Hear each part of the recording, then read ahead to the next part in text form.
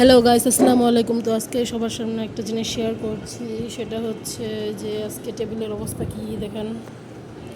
তো পাতিল নিয়ে আসছি আজকে আপনাদের সামনে। এই যে এখানে খুদের ভাত। তো আপনারা মনে হয় খুদের ভাত খেয়েছেন। আপনাদের দিকে কি বলে খুদের ভাত? একটা হচ্ছে বউয়া ভাত বলে, হলুদ দিয়ে রান্না করলে বউয়া ভাত বলে। তো ভিউয়ার্স, এটা হচ্ছে খুদের ভাত। তো এখানটাতে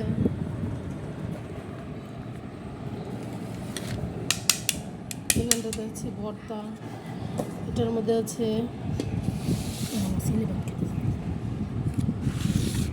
দেখাচ্ছি আমি।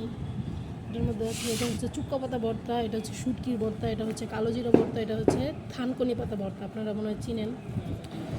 তো আজকে আমাদের খাবার, সকালের নাস্তা আর কি, দুধের ভাত আর হচ্ছে ভর্তা। কালকে যে এখানে আম কাটা আছে, এটা খাওয়া হয়ে গেছে। তো কালকে বাজার থেকে আম নিয়ে এসেছে, যে এর একটু টক টক লাগে, লবণ মরিচ দিয়ে খেতে অনেক ভালো লাগে। ঠান্ডার মধ্যে, তো ঠান্ডা লেগেছে, ঠান্ডার মধ্যে লবণ মরিচ একটু মাখিয়ে নিলে অনেক টেস্ট লাগে।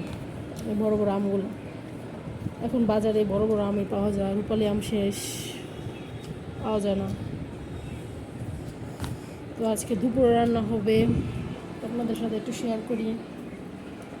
এই যে গাছের ধুন্দুল আছে এখানে, আর এখানে এই যে কচু শাক, গাছের থেকে ধুন্দুল পাড়া হয়েছে। এগুলো হচ্ছে ছাদে লাগানো হয়েছিল, অল্প অল্প একটু করে লাগানো হয় যাতে নিজেদের খাওয়ার মতো আর কি।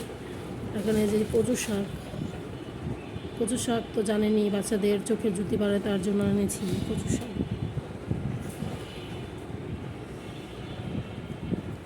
আজকে দুপুরে রান্না হবে ধুন্দুল দিয়ে, চিংড়ি মাছ দিয়ে, কচু শাক দিয়ে, ইলিশ মাছের মাথা দিয়ে, আরও কিছু রান্না হবে, সেটা আপনাদের সাথে পরে শেয়ার করব।